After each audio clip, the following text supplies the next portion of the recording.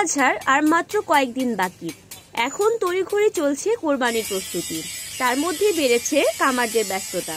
এদিকে কোরবানির পশু কেনায় ব্যস্ত সচ্ছল পরিবারগুলো, অন্যদিকে প্রায় কয়েক গুণ বেশি সমানুপাতিক হাড়ি, দা, বটি, ছুরি তৈরিতে ব্যস্ত হয়ে পড়েছে কামার পল্লী।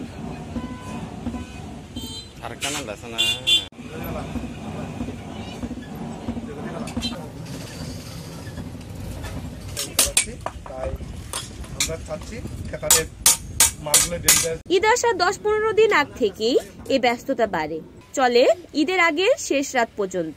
সরেজমিনে খাগড়াছড়ি জেলার মফস্বল এলাকায় বেশ কয়েকটি কামার দোকানে ঘুরে দেখা গেছে আগের তুলনায় কাজ বেড়েছে কামার পল্লীতে, অথচ সারা বছরই তাদের কাটে অলস সময়।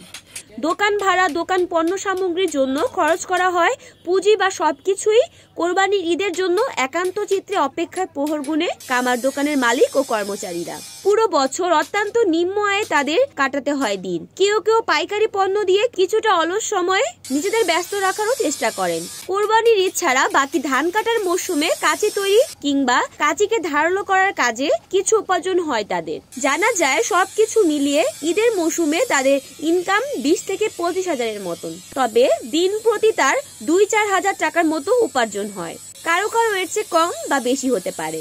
এদিকে কামার পেশার চাহিদাও কমছে দিন দিন।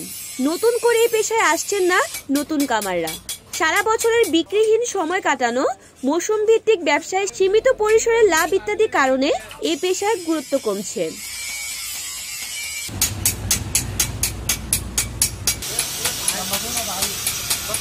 রিপোর্ট করেছেন খাগড়াছড়ির প্রতিনিধি বিপ্লব তালুকদার, NAN TV।